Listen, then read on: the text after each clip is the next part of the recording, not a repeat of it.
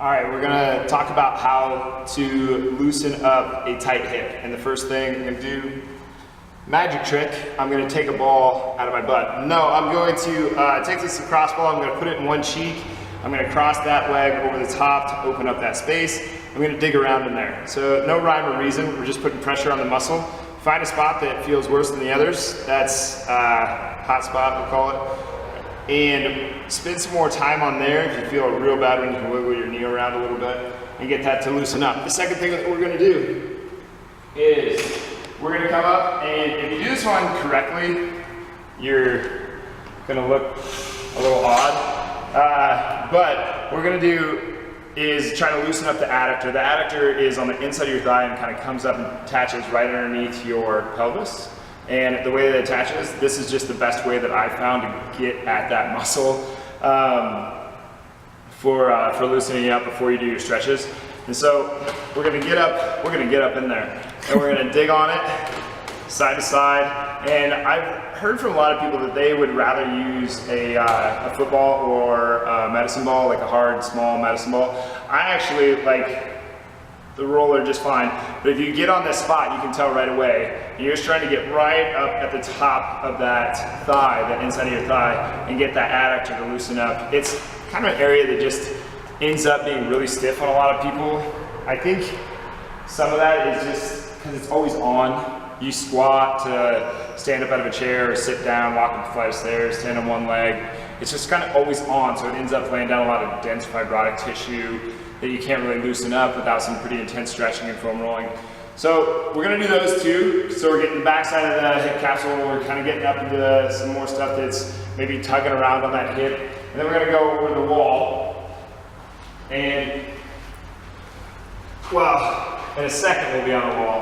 First one that we're gonna do is just a classic hamstring stretch where we're coming up, and we're not trying to straighten out the knee, and we're not trying to force this into submission. Think of stretching and flexibility as more of a coaxing. You're trying to lead the body to react in a way, or to give it a stimulus that the body responds by giving you what you are asking it to give you. So it's more of a leadership than it is a forcing it into submission. So you're just nice and hold, nice, easy hold here, slight stretch through the back of the thigh. Now, we're gonna go off to the side and get more up into that adductor. The thing that people will screw up on this is that they'll let their hip go.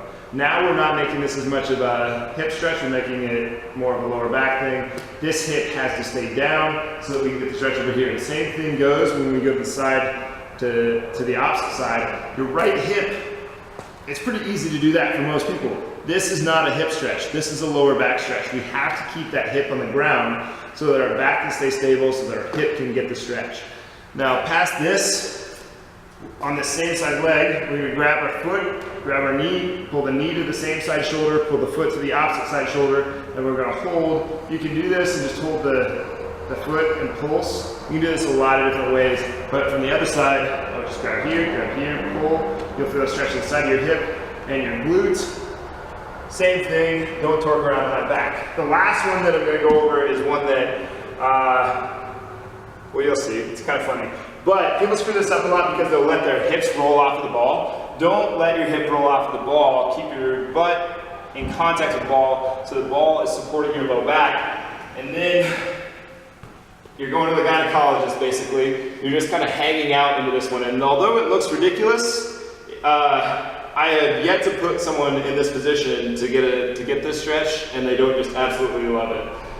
Because we're kind of getting a little bit more of a hamstring stretch and inside the adductors, but we're also supporting the low back as we sit into it, so we're getting this hip hinge. We just hang out here for a little while. Now past that, we would do one more where we put the foot back up on the wall, get a nice tall stretch, squeeze the butt, squeeze the abs, and we get it through the front of the thigh. Now, would all of these be appropriate for every single person? No, but these are just some kind of easy stretches to do that are pretty safe for most people. If you're a super flexible person, you're probably not looking into stretching all that much anyway. But the hips are an area that we do need a lot of mobility around that tend to stiffen up.